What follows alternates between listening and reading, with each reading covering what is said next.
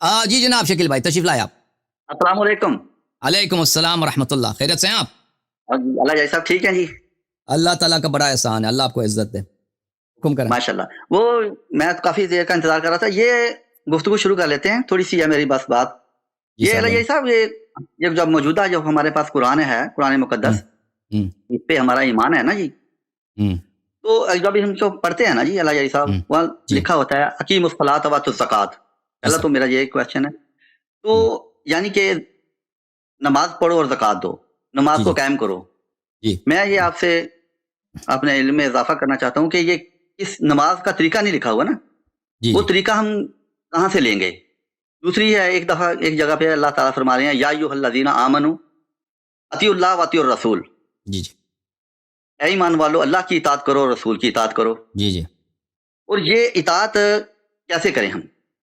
یہ میں نے آپ نمبر 3 کہ یہ جو قرآن پاک ہے اس وقت ہمارے پاس موجود ہے 30 سپاروں میں، اس میں اور احادیث میں آپ کی وہ بات مجھے یاد ہے، بلکہ میرے دل میں بیٹھ گئی ہے کہ یہاں ہمارے پاکستان میں بھی ہے نا، جو ہم کسی حدیث میں کہتے ہیں کہ یار بخاری کی حدیث فلاں حدیث ہے، یار یہ قرآن کے ساتھ ٹکرا رہی ہے. آپ بہتر جانتے ہیں، میں تو طالب علم ہوں نا. تو وہ یہاں تک کہ لڑنے کو کرتے ہیں ہمارے ساتھ نا. بلکہ میں جن سے پڑھا ہوں، کبیر والا سے، احمد سعید ملتانی صاحب ان کا نام تھا، وہ فوت ہو چکے ہیں. انہوں نے کتاب لکھی تھی، کتاب مقدس بخاری محدث. تو انہوں نے ان پہ کیس کر دیا. تقریباً وہ 9 ماہ جیل میں رہے ہیں. اللہ کے فضل سے بری ہو کر پھر آ گئے تھے. اب ان کی وفات ہو چکی ہے. میں آپ سے پوچھنا چاہتا ہوں، یہ جو قرآن ہے ہمارے تک پہنچا ہے نا، صحیح پہنچا ہے، یہ کس طریقے سے پہنچا ہے؟ اور جو اس میں مثال کے طور ایھا الناس، اللہ پاک نے کس کو بولا ہے؟ یا ایھا الذین آمنوا، یہ کس کو بولا ہے؟ 2 الفاظ ہیں نا، یا ایھا الناس اور یا ایھا الذین آمنوا. تو میں یہ آپ سے پوچھنا چاہتا ہوں، اپنے علم میں آپ کے ذریعے مجھے مل جائے کوئی، تو میں یہ سیٹسفائیڈ ہونا چاہتا ہوں آپ سے. پلیز آپ میری رہنمائی فرمائیں. دیکھیں میرے عزیز میرے بھائی، یہ جو آپ فرما رہے ہیں کہ نبی صلی اللہ علیہ وسلم کی اطاعت ہم کیسے کریں گے؟ ہر شخص کی اطاعت یہی ہوتی ہے کہ وہ جو حکم دے اس کی بات مان لے. ٹھیک ہے نا؟ ان کا کوئی حکم ہے یہ ماننا، قبول کرنا، اس پہ عمل کرنا، یہ اطاعت ہوتی ہے. اطاعت اس کے علاوہ کسی اور چیز کا نام نہیں ہے. اگر انہوں نے کسی چیز سے منع کیا تو اس سے دور رہنا، اسی کو اطاعت کرتے. اچھا، آپ نے پوچھا کہ قرآن میں جو الفاظ آئے ہیں یا ایھا الناس یا ایھا الذین آمنوا، دیکھیں یہ قرآن ایک ایسا کتاب ہے کہ انسان کے عقول سے بہت دور ہے. اور قرآن مجید سب اس کے خطاب ہر جگہ ایک جیسے نہیں ہیں. اور اس طرح نہیں کہ الناس کا مطلب قرآن میں ہر جگہ ایک ہی چیز ہے. یا ایھا الذین آمنوا کا مطلب قرآن مجید میں ہر جگہ ایک ہی ہے. یا ایھا الذین ان الذین کفروا کا مطلب ایک ہے قرآن میں. ٹھیک ہے نا؟ تو یہ ڈیپینڈ کرتا ہے یہ کہاں پر ہے اور کس جگہ پر ہے. قرآن مجید اہل بیت علیہم الصلاۃ والسلام قرآن کے وارث ہیں، اور وہ قرآن کے ناطق ہیں، اور قرآن کے وہ خازن ہیں، قرآن کے علوم اور اسرار کے وہ خازن ہیں. ان کے روایات میں یہ باتیں بکثرت ملتی ہیں کہ مثلا ایک جگہ پہ یا ایھا الناس آئے، مراد لوگ ہیں. ایک جگہ ناس سے مراد کفار ہیں، ایک جگہ ناس سے مراد منافقین ہیں، ایک جگہ ناس سے مراد خود اہل بیت علیہم السلام. تو یہ اس طرح نہیں ہے کہ ہر جگہ میں ان کے ایک ہی معنی ہو. یہ مختلف مقامات پر اس کے مختلف معنی ہو سکتے ہیں. بعض دفعہ قرائن سے پتہ چل جاتا ہے، بعض دفعہ قرائن سے نہیں پتہ چل جاتا، وہ اس کے لیے حدیث کی ضرورت ہوتی ہے. بعض دفعہ ایسا ہوتا ہے کہ قرآن کا ظاہر کچھ اور ہے، یعنی کسی مطلب پہ پڑھیں تو اس کس مطلب پہ ذرا دلالت کر رہا ہے، لیکن اہل بیت علیہ السلام کی حدیث یہ ہے کہ اس کا مطلب یہ نہیں ہے، اس طرف نہ جانا، اس کا مطلب بہت ایک اور چیز ہے.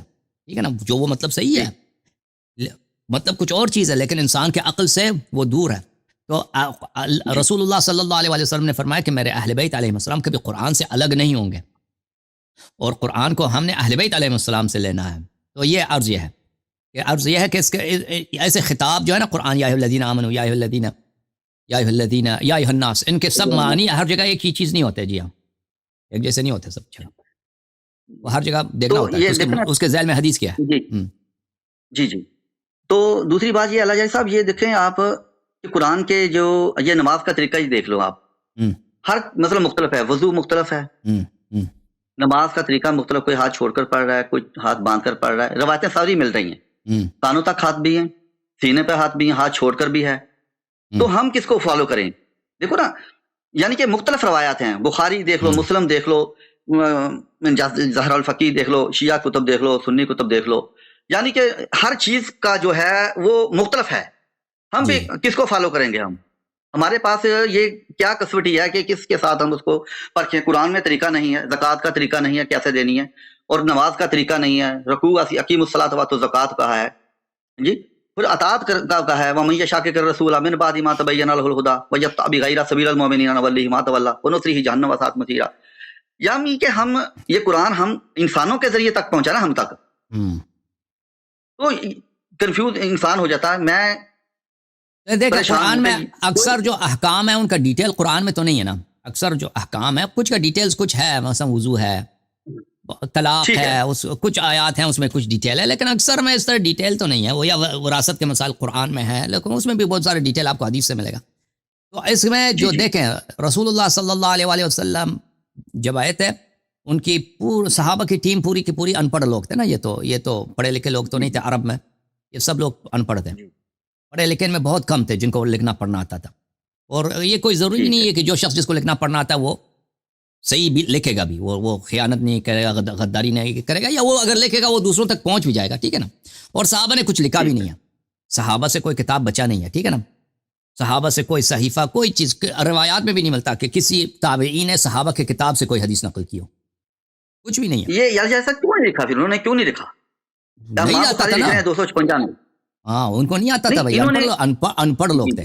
عرب میں کوئی کتاب نہیں تھا بھائی، یعنی پورے عرب قوم میں کوئی کتاب تھی. یہ اسی لیے یہود کو اہل کتاب کہتے تھے، کیونکہ یہودیوں کے پاس تورات ہے نا ایک کتاب، ان کے پاس بھی ان کے پاس جو کتاب ہے وہ پڑھے لکھے تھے، ان کو پڑھنا لکھنا آتا ہے. یہ ان کو اہل کتاب، یہ کتاب والے لوگ ہیں، کتابی لوگ ہیں، کیونکہ ان کے پاس کتاب ہے. ہاں یہ عرب جو تھے یہ جاہل قوم تھے، یہ وحشی قوم تھی، یہ کچھ ان کے پاس کچھ بھی نہیں تھا. تو رسول اللہ صلی اللہ علیہ وسلم نے خود بتایا، دیکھو میرے بھائی کہ میرے بعد میرے امت کے 73 فرقے ہوں گے، سب فرقے جہنمی ہو جائیں گے، میرے دین میں بدعات داخل ہوں گے. اور فرمایا کہ تم یہود و نصارہ کے نقش قدم پہ چلو گے. یہود و نصارہ نے کیا کیا میرے عزیزوں؟ انہوں نے اپنی شریعت کی تحریف کی، شریعت چینج کیا انہوں نے. رسول اللہ صلی اللہ علیہ وسلم نے خود اس بات کی خبر دی. تو اس میں ہم کیا کریں؟ کیونکہ وہ خود تو قیامت تک تو نہیں زندہ رہیں گے نا پیغمبر، کہ بھائی وہ اگر کوئی نیا فرقہ بنا دے تو پیغمبر کہہ دیں گے کہ بھائی یہ فرقہ باطل ہے. وہ تو دنیا میں نہیں رہیں گے، انہوں نے تو دنیا سے جانا، انہوں نے خود خبر دی کہ میں دنیا سے جاؤں گا. تو وہ جب تک پیغمبر صلی اللہ علیہ وسلم ہیں تو وہ تو ایک گارنٹی ہے نا، ہدایت کی گارنٹی ہے. وہ بھائی وہ جو وہ کہیں گے وہ حرف آخر ہے، جو وہ کہیں گے حرف آخر ہے نا. اب نبی صلی اللہ علیہ وسلم کے بعد جو فرقے بنیں گے، جو اختلافات آئیں گے نماز وغیرہ میں، جو آپ کہہ رہے ہیں کہ نماز ہم کیسے پڑھیں، حدیث مختلف ہیں، اس کے بعد اس کے متعلق ہم کیا کریں؟ بھائی نبی صلی اللہ علیہ وسلم نے آپ کو طریقہ کار بتا دیا کہ میرے بعد اگر تم چاہتے ہو گمراہ نہ ہو جاؤ تو میں نے تو تمہارے درمیان دو چیزیں چھوڑ دی ہیں، اگر ان کی اتباع کرو گے کبھی گمراہ نہ ہو جاؤ گے، ایک قرآن ہے، ایک اہل بیت علیہ السلام. ٹھیک ہے نا. تو جو لوگ آپ نے پوچھا کہ نماز میں اختلاف ہے کہ نماز کس طرح پڑھنی چاہیے، ہاتھ کھول کے ہاتھ باندھ کے، تو بھائی جب پیغمبر نے بتا دیا کہ اگر تم گمراہ ہی نہیں چاہتے تو تم کس کی اتباع کرو؟ قرآن اور اہل بیت علیہ السلام کی. تو آپ کو اہل بیت علیہ السلام کی اتباع کرنی چاہیے. جب اہل بیت علیہ السلام کی اتباع کریں گے تو اہل بیت علیہ السلام نے ہاتھ باندھنے سے منع فرمایا. ہاتھ باندھنا نہ صرف یہ کہا کہ ہاتھ باندھنا سنت نہیں، بلکہ فرمایا کہ یہ نہ باندھو، ہاتھ نہ باندھو، یہ مجوسوں کی سنت ہے، یہ مجوس کی سنت ہے، یہ پیغمبر کی سنت نہیں ہے. بعد میں مسلمانوں نے جب اسلام وسیع ہو گیا نا، صحابہ نے علاقے فتح کیے، انہوں نے دیکھا کہ مجوسی احترام میں اس طرح کھڑے ہوتے ہیں، ہاتھ باندھ کے کھڑے ہوتے ہیں. تو صحابہ کرام نے سیکھ لیا کہ بھائی اللہ کے سامنے بھی ہم اسی طرح کھڑے ہو جائیں 10 بستہ. تو اس طرح ہاتھ باندھنے کی سنت آغاز ہو گئی. وَإِلَّا یہ دیکھیں، یہ کتاب ہے صحیح بخاری، دیکھو صحیح بخاری میں بلکہ میں اردو والی بخاری آپ کو دکھا دوں. یہ تفہیم البخاری ہے، عربی متن مع اردو شرح. ٹھیک ہے نا. کس کا ترجمہ ہے؟ مولوی ظہور الباری اعظمی فاضل دارالعلوم دیوبند، ہندوستان کا. آپ بھی ہندوستان کے نا یا پاکستان کے ہیں؟ جی میں پاکستان کے. اچھا یہ ہندوستان کے، یہ اعظم گڑھ کے. یہ جو اعظمی بولتے ہیں نا، ہندوستان میں ایک بہت بڑا شہر ہے اعظم گڑھ، ادھر بہت سارے محدثین وہاں سے ہیں. تو یہ اعظم گڑھ کے جو علماء ہیں اپنے آپ کو اعظمی بولتے ہیں. یہ اتر پردیش میں میرے خیال پڑتا ہے اعظم گڑھ. تو یہاں پر ملاحظہ فرمائیے اس کتاب میں صفحہ نمبر 329 میں یہ حدیث ملاحظہ فرمائیے. دیکھیں، میں نے سالم سے سنا کہ سالم فرماتے ہیں میں نے ام درداء سے سنا، آپ نے فرمایا کہ ایک مرتبہ ابو درداء، ایک صحابی ابو درداء آئے، بڑے غضبناک ہو رہے تھے. میں نے پوچھا کیا بات ہوئی؟ فرمایا محمد صلی اللہ علیہ وسلم کی شریعت کی کوئی بات اب نہیں پاتا سوا اس کے کہ جماعت کے ساتھ نماز یہ پڑھ لیتے ہیں. دیکھیں یہ ابو درداء کی بات ہے، یہ خود بخاری کیا ہے. اس شریعت کی کوئی بات بچی نہیں ہے سوائے کہ مثلا صرف نماز جماعت بچ گئی ہے.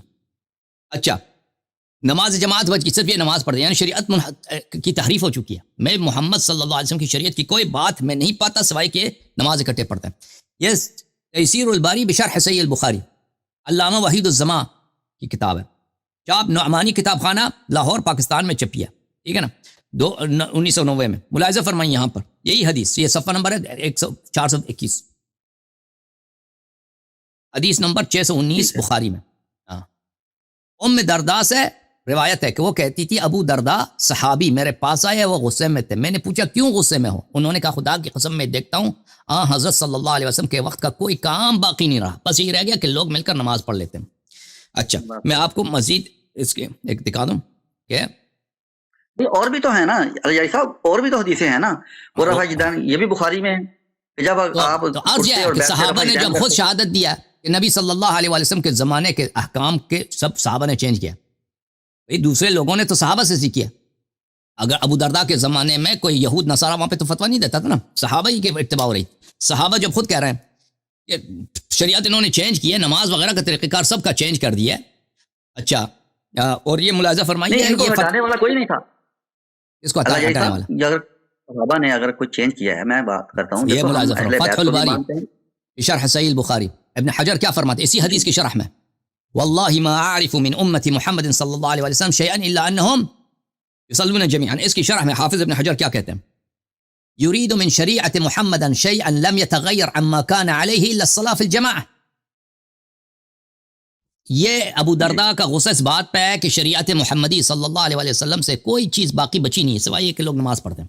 یعنی وضو کا طریقہ لوگوں نے چینج کیا, اذان کا طریقہ چینج کیا, نماز کا وقت چینج کیا, نماز پڑھنے کا طریقہ چینج کیا, سب چینج کر دیے لوگوں نے, احکام میں انحراف پیش آیا. اچھا پھر فرماتے ہیں ومراد ابی الدرداء, ابو درداء کا مراد کیا, ان اعمال المذکورین حصل فی جمیعها النقص والتغییر الا التجمیع فی الصلاة.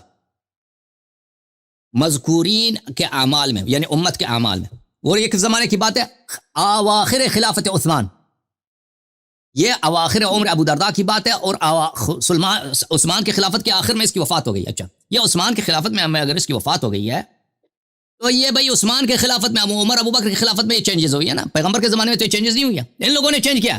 اب آپ کہتے ہیں کوئی اس کو روکتے نہیں نا بھائی, جب ابھی میں آپ کو بتاتا ہوں نا, جب آپ کا خلیفہ قرآن کے مخالفت میں کہتا کہ تم نماز نہ پڑھو, جب وہ تیمم والی بات وہ یاد ہے آپ کو, اور آپ کے سے خود مسلم میں حدیث دکھا دوں, مسلم میں ایک منٹ بھائی, مسلم کی حدیث آپ کو دکھا دوں. لہذا فرمائیے آپ کہتے ہیں ان کو روکا کیوں نہیں, میں آپ کو دکھاتا ہوں. یہ دیکھو یہ کتاب ہے صحیح مسلم, اپنی آنکھوں سے دیکھو لوگوں, یہ صحیح مسلم ہے, چاپ دار الفکر, بلکہ میں مسلم میرے پاس بھائی ایک منٹ بھائی, ایک منٹ, میں تمہوں دکھانا. اب تسی پنجابی ہو یا ہندوستانی ہو؟ پنجابی ہیں ہم. ہاں تسی پنجابی ہو, میں تمہوں دکھانا ہوں کی گل ہے جی. دیکھو جی ایسے ہی مسلم دی کتاب ہے, کیڑی کتاب ایسے ہی مسلم, مسلم ابن حجاج القشیری نیشابوری, کتاب دار الفکر چھپیا سنہ 2010 دار الفکر بیروت لبنان. باب الطلاق الثلاث, 3 دفعہ طلاق دینا. ابھی پاکستان میں کیا ہوتا ہے, ایک آدمی کہتا ہے طلاق طلاق طلاق, کہتا ہے طلاق ہو گئی اب حلالہ کی ضرورت ہے, کہتا ہے کہ نہیں بھائی, کہتا ہے اب طلاق ہو گئی ہے, ہاں اب حلالہ کی ضرورت ہے. اچھا ملاحظہ فرمائیے, یہ روایت ہے مسلم کی, ابن عباس, کان الطلاق علی عہد رسول اللہ صلی اللہ علیہ وآلہ و ابی بکر وسنتین من خلافت عمر طلاق الثلاث واحدہ. رسول صلی اللہ علیہ وسلم کے زمانے میں, ابو بکر کی خلافت میں, اور عمر کی خلافت کے پہلے 2 سال میں 3 دفعہ کوئی طلاق کہتا تو وہ ایک ہی طلاق حساب ہوتا تھا. ایک طلاق ہوتی ہے, ٹھیک ہے. ہاں 3 دفعہ آدمی کہہ دے طلاق طلاق طلاق, وہ ایک ہی طلاق ہوتی ہے, یعنی اس کے بعد وہ عدے میں چلی جائے گی, تو اس میں آپ وہ جب تک عدے میں ہوگا آپ رجوع کر سکتے ہیں, ایک ہی ہوتی ہے اس میں. پھر اگر آپ نے رجوع کر لیا, پھر دوبارہ طلاق دے دیا, پھر وہ دوسری طلاق ہو گئی. پھر جیسے الطلاق مرتان, مرتان, تو اگر پھر طلاق دے دی, پھر آپ نے رجوع کر لی, پھر آپ کی بیوی ہے, پھر آپ نے تیسری دفعہ اگر طلاق دے دی, وہ ہر طلاق کے درمیان کیا ہوتا ہے, عدہ ہوتا ہے, رجوع اور عدہ ہوتا ہے. پھر وہ آپ کے لیے حرام ہے مگر یہ کہ وہ کسی دوسرے مرد کے ساتھ شادی کرے. اچھا تو یہ طریقہ کار ہوتا تھا.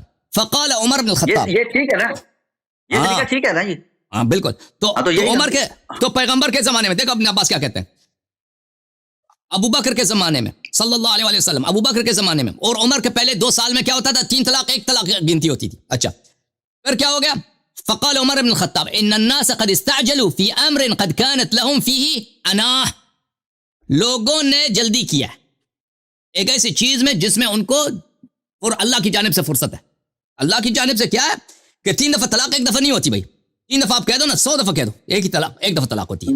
پھر اس کے بعد عدہ ہوگا، عدہ کے بعد اگر آپ نے رجوع کیا، پھر آپ کی بیوی، پھر آپ نے طلاق، دوسری طلاق، پھر اگر طلاق دے دی، پھر عدہ گزارا، پھر آپ نے رجوع کیا، پھر تیسری دفعہ، وہ 3 اس طرح کہ ہر طلاق کے درمیان عدہ اور رجوع ہو.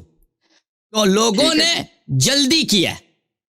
لوگ کہتے ہیں طلاق طلاق طلاق، ایک ایسی چیز میں جس میں اللہ کی جانب سے کیا فرصت ہے. فلو امضیناہ علیہم، کیا کہتے ہیں ہم اس طلاق کو کیا کرتے ہیں؟ نافذ کر دیتے ہیں. 3 طلاق کو، جو 3 طلاق کہتے ہیں اس کو پیغمبر کی سنت، اس کو چھوڑ کے اس کو 3 طلاق کو 3 طلاق ہی بنا دیتے ہیں. فامضاہ علیہم، فامضاہ علیہم، اس نے کہا ٹھیک ہے بھائی. تو یہ کس کا فعل ہے بھائی؟ اس کے بعد ایک حدیث، دوسرا حدیث، تیسرا حدیث.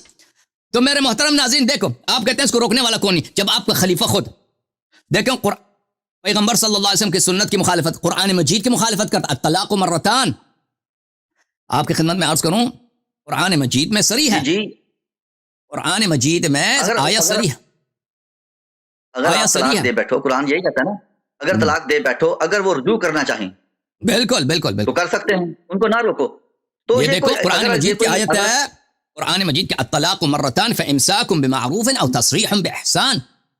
طلاق 2 دفعہ طلاق دیا جاتا ہے، اس کے بعد تیسری دفعہ اگر طلاق دینا چاہو فامساک بمعروف، چاہے اس کو ساتھ رکھو، چاہے اس کو تصریح باحسان. اچھا اس کے ابحاث بہت زیادہ ہیں. اچھا وہ بھی کس طلاق کی بات ہو رہی جو پہلے والی آیت میں ہے، پہلے والی آیت میں وَبُعُولَتُهُنَّ أَحَقُّ بِرَدِّهِنَّ فِي ذَلِكَ، ان کے شوہر اگر چاہیں رجوع کریں تو ان کو حق ہے. ٹھیک ہے نا.